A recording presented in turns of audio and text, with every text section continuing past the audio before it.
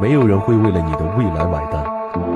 你要么努力向上爬，要么烂在社会最底层的泥沼里。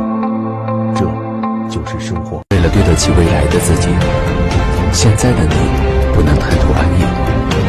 努力不是为了现在得到别人的夸耀，而是为了将来活得有底气、有尊严。无论多困难，都要坚强地抬头挺胸，告诉所有人，你并非他们想象的那样不堪一击。非常喜欢的一段话，你拼命挣钱的样子虽然有些狼狈，但是你自己靠自己的样子真的很美。加油！你准备什么时候开始改变？下辈子吗？你每天都是那样的懒懒散散，得过且过，除了让你容颜慢慢变老，你还改变了啥啊？人可以穷，但一定不能怂。拼你想要的，挣你没有的。你可以笑我一无所有，但是请你记住，这只是现在。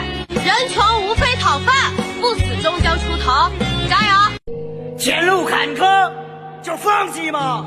不满精致就畏惧吗？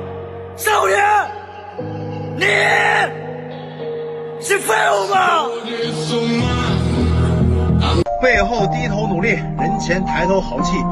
不要让你的女人流泪，不要让自己的人生后悔。开得惯五菱宏光，才配得上路虎揽胜。赚钱的时候不要矫情，花钱的时候不要墨迹。舞台再大，自己不上台，永远是个观众；平台再好，自己不参与，永远是局外人；能力再大，自己不行动，只能看别人成功。前行的路，不怕万人阻挡，只怕自己投降。人生的帆，不怕狂风巨浪，只怕自己没胆量。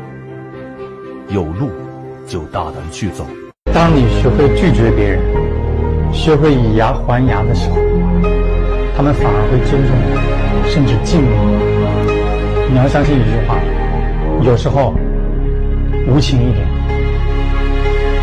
没有。永远要活给自己看，而且笑容要特别灿烂，不要在乎别人的指指点点，只要做好你自己，让看不起你的人高攀不起，让看得起你的人更喜欢你。记着，你可以失望，但是不能绝望。累的时候就走得慢一点，千万不要后退。你还没有拼尽全力，怎么知道没有奇迹？成功的路上，没有人会叫你起来，也没有人为你买单。你需要自我管理、自我约束、自我突破。人的潜能是无限的，安于现状，你将逐步被淘汰；逼自己一把，突破自己，你将创造奇迹。当所有人都不看好你，没有人为你鼓掌喝彩，这个时候，记得举起双手，给自己拍两下。